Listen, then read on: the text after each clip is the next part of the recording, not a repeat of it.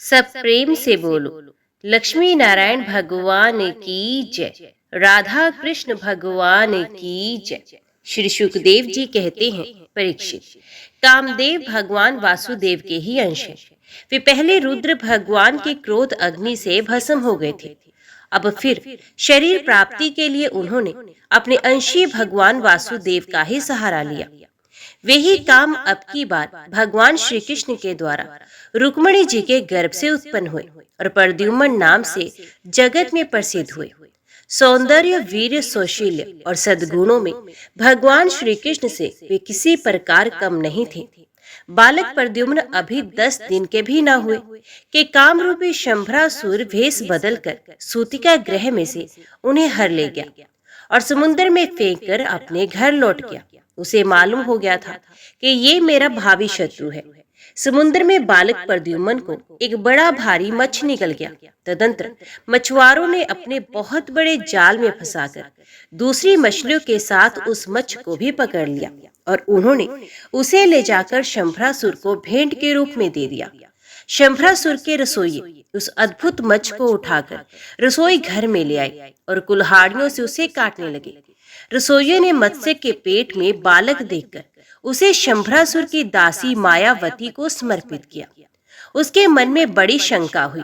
तब नारद जी ने आकर बालक को कामदेव होना, श्री कृष्ण की पत्नी रुक्मिणी के गर्भ से जन्म लेना, मच्छ पेट में जाना, सब कुछ कह सुनाया। परीक्षित, वे मायावती कामदेव की पत्नी रति ही थी। जिस दिन शंकर जी के क्रोध से कामदेव का शरीर भस्म हो गया था, उसी दिन से वे उसकी देह के पुण्य उत्पन्न होने की प्रतीक्षा कर रही थी। उसी रति को शंभरासुर ने अपने यहाँ दाल भात बनाने के काम में नियुक्त कर रखा था। जब उसे मालूम हुआ कि शिशु के रूप में मेरे पति कामदेव ही हैं, तब वे उसके प्रति बहुत प्रेम करने लगी। श्री कृष्ण कुमार भगवान प्रद्युम्न बहुत थोड़े दिनों में जवान हो गए। उनका रूप लावण्य इतना अद्भुत था कि जो स्त्रियां उनकी ओर देखती, उनके मन में श्रृंगार रस का उद्दीपन हो जाता।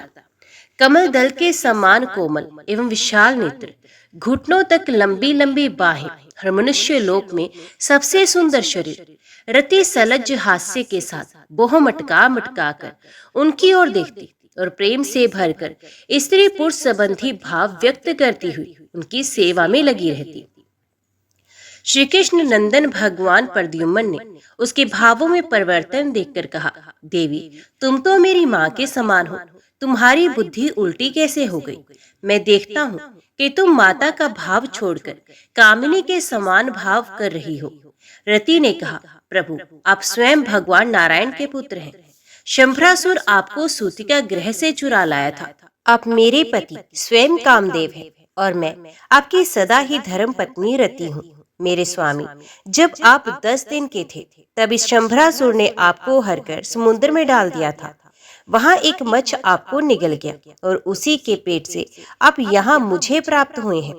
ये शंभरासुर सैकड़ों प्रकार की माया जानता है। इसको अपने वश में कर लेना या जीत लेना बहुत ही कठिन है।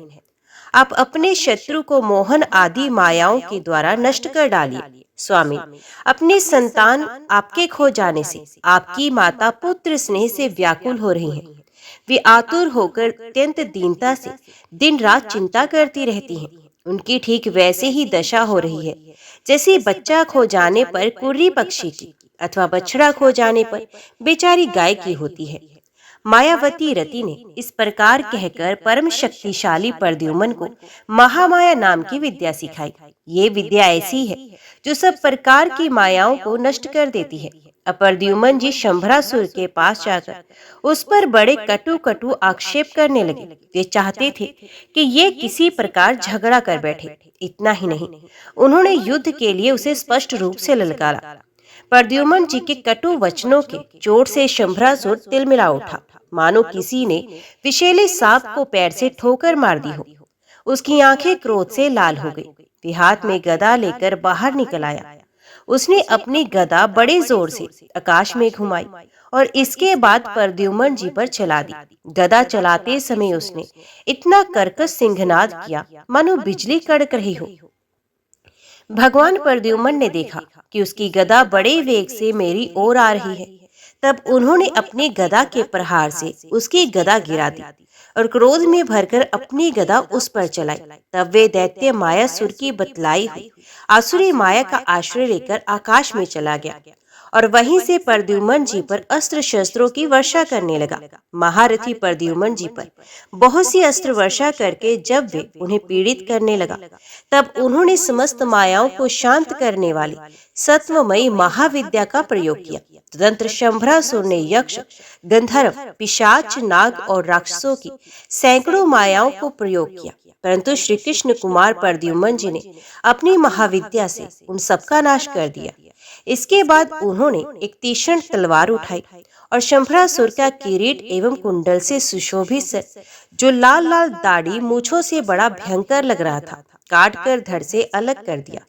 देवता लोग पुष्पों की वर्षा करते हुए स्तुति करने लगे और इसके बाद मायावती रति, जो आकाश में चलना जानती थी, अपने पति प्रद्युम्न जी को आकाश मार्ग से द्वारकापुरी में ले गई। आकाश में अपनी गौरी पत्नी के साथ सांवले प्रद्युम्न जी की ऐसी शोभा हो रही थी मानो बिजली और मेघ का जोड़ा हो। इस प्रकार उन्होंने भगवान के इस उत्तम अंतपुर में प्रवेश किया, जिसमें सैकड़ों श्रेष्ठ रमणियां निवास करती थी। अंतपुर की नारियों ने देखा कि प्रद्युम्न जी का शरीर वर्षाकालीन मेघ के समान श्याम वर्ण है, रेशमी पीताम्बर धारण किए हैं, घुटनों तक लंबी भुजाएं हैं, रत्नारे नेत्र हैं और सुंदर मुख पर मंद मंद मुस्कान की अनूठी ही छटा है। उनके मुखारविंद पर घुंघराली और नीली अलके इस प्रकार शोभायमान हो रही हैं, मानो भोरे खेल रहे हों। वे सब उन्हें श्री कृष्ण समझकर सकुचा गए और घरों में इधर उधर लुक छिप गए। फिर धीरे धीरे स्त्रियों को ये मालूम हो गया कि ये कृष्ण नहीं है, क्योंकि उनकी अपेक्षा इनमें कुछ विलक्षणता अवश्य है। अब वे अत्यंत आनंद और विस्मय से भरकर इस श्रेष्ठ दंपत्ति के पास आ गए। इसी समय वहां रुक्मिणी जी भी आ पहुंची। परीक्षित, उनके नेत्र कजरारे और वाणी अत्यंत मधुर थी। इस नवीन दंपत्ति को देखते ही उन्हें अपने खोए हुए पुत्र की याद आ गई। वात्सल्य स्नेह की अधिकता से उनके स्तनों से दूध झरने लगा। रुक्मिणी जी सोचने लगी, ये नररत्न कौन है? ये कमल नयन किसका पुत्र है? किस बड़भागिनी ने इसे अपने गर्भ में धारण किया होगा? इसे ये कौन सौभाग्यवती पत्नी रूप में प्राप्त हुई है? मेरा भी एक नन्हा सा शिशु खो गया था, ना जाने कौन उसे सूती का गृह से उठा ले गया। यदि वे कहीं जीता जागता होता तो उसकी अवस्था तथा रूप भी इसी के समान हुआ होगा। मैं तो इस बात से हैरान हूँ कि इसे भगवान श्याम सुंदर किसी रूपरेखा, अंगों के गठन, चाल ढाल, मुस्कान, चितवन और बोल चाल कहाँ से प्राप्त हुई? हो ना हो ये वही बालक है जिसे मैंने अपने गर्भ में धारण किया था, क्योंकि स्वभाव से ही मेरा स्नेह इसके प्रति उमड़ रहा है और मेरी बाईं बाह भी फड़क रही है। जिस समय रुक्मिणी जी इस प्रकार सोच विचार कर रही थी, निश्चय और संदेह के झूले में झूल रही थी, उसी समय पवित्र कीर्ति भगवान श्री कृष्ण अपने माता पिता देवकी वसुदेव जी के साथ वहां पधारे। भगवान श्री कृष्ण सबको जानते थे, परंतु वे कुछ न बोले, चुपचाप खड़े रहे। इतने में ही नारद जी वहां पहुंचे और उन्होंने प्रद्युम्न जी को शंभरासुर द्वारा हर ले जाना, समुद्र में फेंक देना आदि जितनी भी घटनाएं घटित हुई थी, वे सब कह सुनाई। नारद जी के द्वारा ये महान आश्चर्य में घटना सुनकर भगवान श्री कृष्ण के अंतपुर की स्त्रियां चकित हो गई और बहुत वर्षों तक खोए रहने के बाद लौटे हुए प्रद्युम्न जी का इस प्रकार अभिनंदन करने लगी, मानो कोई मरकर जी उठा हो। देवकी जी, वसुदेव जी, भगवान श्री कृष्ण, बलराम जी, रुक्मिणी जी और स्त्रियां सब उस नव दंपत्ति को हृदय से लगाकर बहुत ही आनंदित हुई। जब द्वारकावासी नर नारियों को ये मालूम हुआ कि खोए हुए प्रद्युम्न जी लौट आए हैं, तब वे परस्पर कहने लगे, अहो कैसे सौभाग्य की बात है कि ये बालक मानो मरकर फिर लौट आया। परीक्षित, प्रद्युम्न जी का रूप रंग भगवान श्री कृष्ण से इतना मिलता जुलता था कि उन्हें देखकर उनकी माताएं भी उन्हें अपना पति देव श्री कृष्ण समझकर मधुर भाव में मगन हो जाती थी और उनके सामने से हटकर एकांत में चली जाती थी। श्री निकेतन भगवान के प्रतिबिंब स्वरूप काम अवतार भगवान प्रद्युम्न के दिख जाने पर ऐसा होना कोई आश्चर्य की बात नहीं। फिर उन्हें देखकर दूसरी स्त्रियों की विचित्र दशा हो जाती थी, इसमें तो कहना ही क्या है। परीक्षित, सत्राजित ने श्री कृष्ण को झूठा कलंक लगाया था। फिर उस अपराध का मार्जन करने के लिए उसने स्वयं स्वैंतिक मणि सहित अपनी कन्या सत्यभामा भगवान श्री कृष्ण को सौंप दी। राजा परीक्षित ने पूछा, भगवान, सत्राजित ने भगवान श्री कृष्ण का क्या अपराध किया था? उसे स्वैंतिक मणि कहाँ से मिली और उसने अपनी कन्या उन्हें क्यों दी? श्री सुखदेव जी कहते हैं, परीक्षित, सत्राजित भगवान सूर्य का बहुत बड़ा भक्त था। वे उसकी भक्ति से प्रसन्न होकर उसके बहुत बड़े मित्र बन गए थे। सूर्य भगवान ने प्रसन्न होकर बड़े प्रेम से उसे स्मैंतिक मणि दी थी। सत्राजित उस मणि को गले में धारण कर ऐसा चमकने लगा मानो स्वयं सूर्य ही हो। परीक्षित, जब सत्राजित द्वारका में आया तब अत्यंत तेजस्विता के कारण लोग उसे पहचान न सके। दूर से ही उसे देखकर लोगों की आंखें उसके तेज से चौंधिया गई। लोगों ने समझा कि कदाचित स्वयं भगवान सूर्य आ रहे हैं। उन लोगों ने भगवान के पास आकर उन्हें इस बात की सूचना दी। उस समय भगवान श्री कृष्ण चौसर खेल रहे थे। लोगों ने कहा, शंख चक्र गदाधारी नारायण, कमल नयन दामोदर, यदुवंश शिरोमणि गोविंद, आपको नमस्कार है। जगदीश्वर देखिए, अपनी चमकीली किरणों से लोगों के नेत्रों को चौंधियाते हुए प्रचंड रश्मि भगवान सूर्य आपका दर्शन करने आ रहे हैं। प्रभु, सभी श्रेष्ठ देवता त्रिलोकी में आपकी प्राप्ति का मार्ग ढूंढते रहते हैं, किंतु उसे पाते नहीं। आज आपको यदुवंश में छिपा हुआ जानकर स्वयं सूर्य नारायण आपका दर्शन करने आ रहे हैं। परीक्षित, अनजान पुरुषों की ये बात सुनकर कमल ने भगवान श्री कृष्ण हंसने लगे। उन्होंने कहा, अरे ये सूर्यदेव नहीं है, ये तो सत्राजित है जो मणि के कारण इतना चमक रहा है। इसके बाद सत्राजित अपने समृद्ध घर में चला गया। घर पर उसके शुभ आगमन के उपलक्ष्य में मंगल उत्सव मनाया जा रहा था। उसने ब्राह्मणों के द्वारा स्वैंतिक मणि को एक देव मंदिर में स्थापित करा दिया।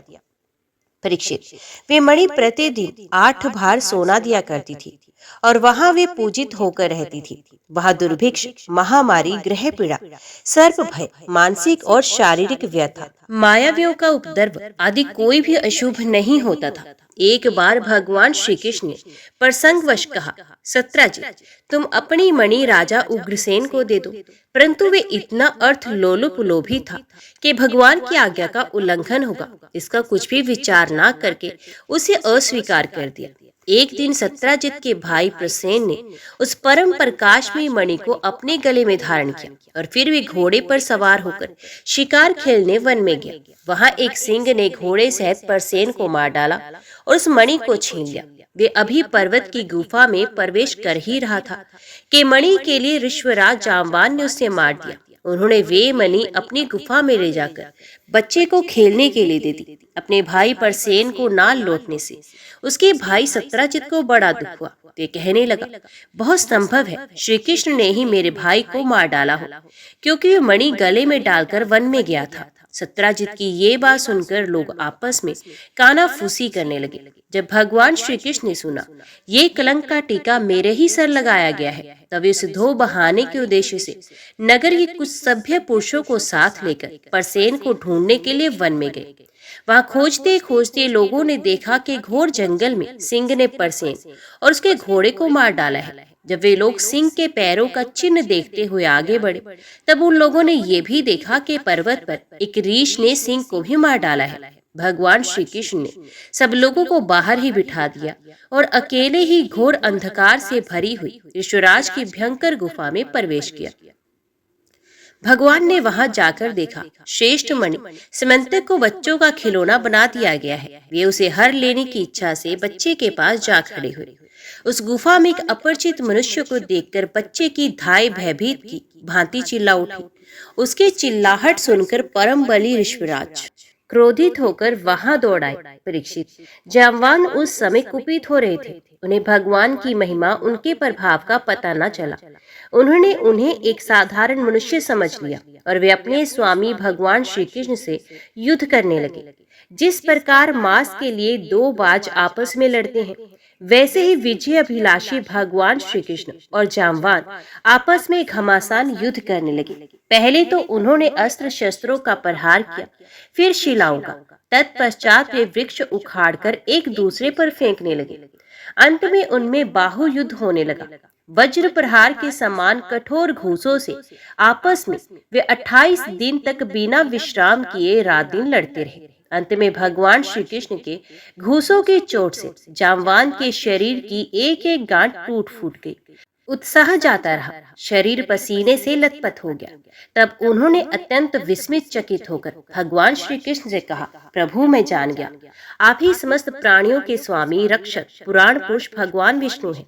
आप ही सबके प्राण, इंद्रिय बल, मनोबल और शरीर बल हैं। आप विश्व के रचयिता ब्रह्मा आदि को भी बनाने वाले हैं। बनाए हुए पदार्थों में भी सत्ता रूप से आप ही विराजमान हैं। काल के जितने भी अवयव हैं उनके नियामक परमकाल आप ही हैं, और शरीर भेद से भिन्न भिन्न प्रतीयमान अंतरात्माओं के परमात्मा भी आप ही हैं। प्रभु मुझे स्मरण है, आपने अपने नेत्रों में तनिक सा क्रोध का भाव लेकर तिरछी दृष्टि से समुद्र की ओर देखा था। उस समय समुद्र के अंदर रहने वाले बड़े बड़े घड़ियाल और मगरमच्छ क्षुब्ध हो गए थे और समुद्र ने आपको मार्ग दे दिया था। तब आपने उस पर सेतु बांधकर सुंदर यश की स्थापना की तथा लंका का विध्वंस किया। आपके बाणों से कट कट कर राक्षसों के सर पृथ्वी पर लौट रहे थे। जब मिश्रराज जामवान ने भगवान को पहचान लिया, तब कमल नयन श्री कृष्ण ने अपने परम कल्याणकारी शीतल कर कमल को उनके शरीर पर फेर दिया और फिर अहेतु की कृपा से भरकर प्रेम गंभीर वाणी से अपने भक्त जामवान से कहा, विश्वराज, हम मणि के लिए ही तुम्हारी इस गुफा में आए हैं। इस मणि के द्वारा मैं अपने पर लगे झूठे कलंक को मिटाना चाहता हूँ। भगवान के ऐसा कहने पर जामवान ने बड़े आनंद से उनकी पूजा करने के लिए अपनी कन्या कुमारी जामवती को मणि के साथ उनके चरणों में समर्पित कर दिया। भगवान श्री कृष्ण जिन लोगों को गुफा के बाहर छोड़ गए थे, उन्होंने 12 दिन तक उनकी प्रतीक्षा की, परंतु जब उन्होंने देखा कि अब तक वे गुफा से नहीं निकले, तब वे अत्यंत दुखी होकर द्वारका को लौट आए। अब वहां जब माता देवकी, रुक्मणी, वसुदेव जी तथा अन्य संबंधियों और कुटुंबियों को ये मालूम हुआ कि श्री कृष्ण गुफा में से नहीं निकले, तब उन्हें बड़ा शोक हुआ। सभी द्वारका वासी अत्यंत दुखित होकर सत्राजित को भला बुरा कहने लगे और भगवान श्री कृष्ण की प्राप्ति के लिए महामाया दुर्गा देवी की शरण में गए, उनकी उपासना करने लगे। उनकी उपासना से दुर्गा देवी प्रसन्न हुई और उन्हें आशीर्वाद दिया। उसी समय उनके बीच में मणि और नव वधु जामवती के साथ सफल मनोरथ होकर श्री कृष्ण सबको प्रसन्न करते हुए प्रकट हो गए। सभी द्वारकावासी भगवान श्री कृष्ण को पत्नी के साथ और गले में मणि धारण किए हुए देखकर परम आनंद में मगन हो गए, मानो कोई मरकर लौट आया हो।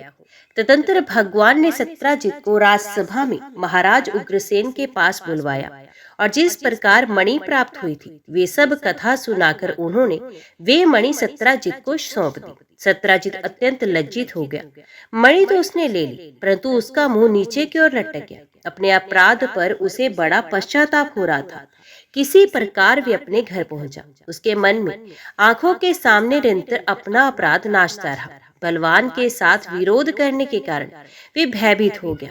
अब वे यही सोचता रहता कि मैं अपने अपराध का मार्जन कैसे करूं, मुझ पर भगवान श्री कृष्ण कैसे प्रसन्न हो, मैं ऐसा कौन सा काम करूं जिससे मेरा कल्याण हो और लोग मुझे कोसे नहीं। सचमुच मैं अदूरदर्शी शूद्र हूँ। धन के लोभ से मैं बड़ी मूर्खता का काम कर बैठा हूँ। अब मैं रमणियों में रतन के समान अपनी कन्या सत्यभामा और विस्मयंतिक मणि दोनों ही श्री कृष्ण को दे दूं। ये उपाय बहुत अच्छा है, इसी से मेरे अपराध का मार्जन हो सकता है और कोई उपाय नहीं। सत्राजित ने अपनी विवेक बुद्धि से ऐसा निश्चय करके स्वयं ही इसके लिए उद्योग किया और अपनी कन्या तथा स्मैंतिक मणि दोनों ही ले जाकर श्री कृष्ण को अर्पण कर दी। सत्यभामा शील, स्वभाव, सुंदरता, उदारता आदि सद्गुणों से संपन्न थी। बहुत से लोग चाहते थे कि सत्यभामा हमें मिले और उन लोगों ने उन्हें मांगा भी था, परंतु अब भगवान श्री कृष्ण ने विधि पूर्वक उनका पाणी ग्रहण किया। भगवान श्री कृष्ण ने सत्राजित से कहा, हम स्मैंतिक मणि ना लेंगे। आप सूर्य भगवान के भक्त हैं, इसलिए वे आपके ही पास रहे। हम तो केवल उनके फल के अर्थात उससे निकले हुए सोने के अधिकारी हैं, वही आप हमें दे दिया करें। परीक्षित, यद्यपि भगवान श्री कृष्ण को इस बात का पता था कि लाक्षागृह की आग से पांडवों का बाल भी बांका नहीं हुआ है। तथापि जब उन्होंने सुना कि कुंती और पांडव जल मरे, उस समय का कुल परंपरोचित व्यवहार करने के लिए वे बलराम जी के साथ हस्तिनापुर गए। वहां जाकर भीष्म पितामह, कृपाचार्य, विदुर, गांधारी और द्रोणाचार्य से मिलकर उनके साथ समदेवना सहानुभूति प्रकट की और उन लोगों से कहने लगे, हाय हाय, ये तो बड़े ही दुख की बात हुई। भगवान श्री कृष्ण के हस्तिनापुर चले जाने से द्वारका में अक्रूर और कृतवर्मा को अवसर मिल गया। उन लोगों ने शतधन्वा से आकर कहा, तुम सत्राजित से मणि क्यों नहीं छीन लेते? सत्राजित ने अपनी श्रेष्ठ कन्या सत्यभामा का विवाह हमसे करने का वचन दिया था और अब उसने हम लोगों का तिरस्कार करके उसे श्री कृष्ण के साथ ब्याह दिया है। अब सत्राजित भी अपने भाई परसेन की तरह क्यों न यमपुरी में जाए। शतधन्वा पापी था और अब तो उसकी मृत्यु भी उसके सर पर नाच रही थी। अक्रूर और कृतवर्मा ने इस प्रकार बहकाने पर शतधन्वा उनकी बातों में आ गया और उस महादुष्ट ने लोभवश सोए हुए सत्राजित को मार डाला। इस समय स्त्री अनाथ के समान रोने चिल्लाने लगी, परंतु शतधन्वा ने उनकी ओर तनिक भी ध्यान नहीं दिया। जैसे कसाई पशुओं की हत्या कर डालता है, वैसे ही वे सत्राजित को मारकर और मणि लेकर वहां से चंपत हो गया। सत्यभामा जी को ये देखकर कि मेरे पिता मार डाले गए हैं, बड़ा शोक हुआ और वे हाय पिताजी, मैं मारी गई, इस प्रकार पुकार पुकार कर विलाप करने लगी। बीच बीच में वे बेहोश हो जाती और होश में आने पर फिर विलाप करने लगती। इसके बाद उन्होंने अपने पिता के शव को तेल के कड़ाहे में रखवा दिया और खुद हस्तिनापुर में चली गई। उन्होंने बड़े दुख से भगवान श्री कृष्ण को अपने पिता की हत्या का वृत्तांत सुनाया। यद्यपि इन बातों को भगवान श्री कृष्ण पहले से ही जानते थे। सर्वशक्तिमान भगवान श्री कृष्ण और बलराम जी ने सब सुनकर मनुष्यों की सी लीला करते हुए अपनी आंखों में आंसू भर लिए और विलाप करने लगे, अहो हम लोगों पर तो ये बहुत बड़ी विपत्ति आ पड़ी। इसके बाद भगवान श्री कृष्ण सत्यभामा जी और बलराम जी के साथ हस्तिनापुर से द्वारकापुरी लौट आए और शतधन्वा को मारने तथा उससे मणि छीनने का उद्योग करने लगे। जब शतधन्वा को ये मालूम हुआ कि भगवान श्री कृष्ण मुझे मारने का उद्योग कर रहे हैं, तब वे बहुत डर गया और अपने प्राण बचाने के लिए उसने कृतवर्मा से सहायता मांगी। तब कृतवर्मा ने कहा, भगवान श्री कृष्ण और बलराम जी सर्वशक्तिमान ईश्वर हैं, मैं उनका सामना नहीं कर सकता। भला ऐसा कौन है जो उनके साथ वैर बांधकर इस लोक और परलोक में सकुशल रह सके? तुम जानते हो कि कंस उन्हीं से द्वेष करने के कारण राज्य लक्ष्मी खो बैठा और अपने अनुयायियों के साथ मारा गया। जरासंध जैसे शूरवीर को भी उनके सामने 17 बार मैदान में हारकर बिना रथ के ही अपनी राजधानी में लौटना पड़ा। जब कृतवर्मा ने उसे इस प्रकार टका सा जवाब दे दिया, तब शतधन्वा ने सहायता के लिए अक्रूर जी से प्रार्थना की। उन्होंने कहा, भाई ऐसा कौन है जो सर्वशक्तिमान भगवान का बल पौरुष जानकर भी उसे वैर विरोध ठाने, जो भगवान खेल खेल में ही इस विश्व की रचना, रक्षा और संहार करते हैं तथा जो कब क्या करना चाहते हैं, इस बात को माया से मोहित ब्रह्मा आदि विश्व विधाता भी नहीं समझ पाते, जिन्होंने 7 वर्ष की अवस्था में जब वे नीरे बालक थे, एक हाथ से ही गिरिराज गोवर्धन को उखाड़ लिया और जैसे नन्हे नन्हे बच्चे बरसाती छत्ते को उखाड़कर हाथ में रख लेते हैं, वैसे ही खेल खेल में 7 दिनों तक उसे उठाए रखा। मैं तो उन भगवान श्री कृष्ण को नमस्कार करता हूँ। उनके कर्म अद्भुत हैं, वे अनंत अनादि एक रस और आत्म स्वरूप है। मैं उन्हें नमस्कार करता हूँ। जब इस प्रकार अक्रूर जी ने भी उसे कोरा जवाब दे दिया, तब शतधन्वा ने स्मैंतिक मणि उन्हीं के पास रख दी और आप 400 कोस लगातार चलने वाले घोड़े पर सवार होकर वहां से बड़ी फुर्ती से भागा। भगवान श्री कृष्ण और बलराम दोनों भाई अपने उस रथ पर सवार हुए जिस पर गरुड़ चिन्ह से चिन्हित ध्वजा फहरा रही थी और बड़े वेग वाले घोड़े जुते हुए थे। अब उन्होंने अपने श्वशुर सत्राजित को मारने वाले शतधन्वा का पीछा किया। मिथिलापुरी के निकट एक उपवन में शतधन्वा का घोड़ा गिर पड़ा। अब वे उसे छोड़कर पैदल ही भागा। वे अत्यंत भयभीत हो गया था। भगवान श्री कृष्ण भी क्रोध करके उसके पीछे दौड़े। शतधन्वा पैदल ही भाग रहा था, इसलिए भगवान ने भी पैदल ही दौड़कर अपने तीक्ष्ण धार वाले चक्र से उसका सर उतार लिया और उसके वस्त्रों में स्मैंतिक मणि को ढूंढा, परंतु जब मणि नहीं मिली तब भगवान श्री कृष्ण ने बड़े भाई बलराम जी के पास आकर कहा, हमने शतधन्वा को व्यर्थ ही मारा क्योंकि उसके पास स्मैंतिक मणि तो है ही नहीं। बलराम जी ने कहा, इसमें संदेह नहीं कि शतधन्वा ने स्मैंतिक मणि को किसी न किसी के पास रख दिया है। अब तुम द्वारका जाओ और उसका पता लगाओ। मैं विदेह राज से मिलना बनना चाहता हूँ क्योंकि वे मेरे बहुत ही प्रिय मित्र हैं। ये कहकर यदुवंश शिरोमणि बलराम जी मिथिला नगरी में चले गए। जब मिथिला नरेश ने देखा कि पूजनीय बलराम जी महाराज पधारे हैं, तब उनका हृदय आनंद से भर गया। उन्होंने झटपट अपने आसन से उठकर अनेक सामग्रियों से उनकी पूजा की। इसके बाद भगवान बलराम जी कई वर्षों तक मिथिलापुरी में ही रहे। महात्मा जनक ने बड़े प्रेम और सम्मान से उन्हें रखा। इसके बाद समय पर धृतराष्ट्र के पुत्र दुर्योधन ने बलराम जी से गदा युद्ध की शिक्षा ग्रहण की। अपनी प्रिय सत्यभामा का प्रिय कार्य करके भगवान श्री कृष्ण द्वारका लौट आए और उनको ये समाचार सुना दिया कि शतधन्वा को मार डाला गया, परंतु स्मैंतिक मणि उसके पास नहीं मिली। इसके बाद उन्होंने भाई बंधुओं के साथ अपने श्वशुर सत्राजित की वे सब औधर्व दैहिक क्रियाएं करवाई जिनसे मृतक प्राणी का परलोक सुधरता है। अक्रूर और कृतवर्मा ने शतधर्मा को सत्राजित के वध के लिए उत्तेजित किया था। इसलिए जब उन्होंने सुना कि भगवान श्री कृष्ण ने शतधर्मा को मार डाला है, तब वे अत्यंत भयभीत होकर द्वारका से भाग खड़े हुए। कुछ लोग ऐसा मानते हैं कि अक्रूर के द्वारका से चले जाने पर द्वारका वासियों को बहुत प्रकार के अनिष्टों और अरिष्टों का सामना करना पड़ा। दैविक और भौतिक निमित्तों से बार बार वहां के नागरिकों को शारीरिक और मानसिक कष्ट सहना पड़ा। परंतु जो लोग ऐसा कहते हैं वे पहले कही हुई बातों को भूल जाते हैं। भला ये भी कभी संभव है कि जिन भगवान श्री कृष्ण में समस्त ऋषि मुनि निवास करते हैं, उनके निवास स्थान द्वारका में उनके रहते कोई उपद्रव खड़ा हो जाए? उस समय नगर के बड़े बूढ़े लोगों ने कहा, एक बार काशी नरेश ने राज्य में वर्षा नहीं हो रही थी, सूखा पड़ गया था। तब उन्होंने अपने राज्य में आए हुए अक्रूर के पिता शफलक को अपनी पुत्री गांधनी ब्याह दी। तब उस प्रदेश में वर्षा हुई। अक्रूर भी शफलक के ही पुत्र हैं और इनका प्रभाव भी वैसा ही है।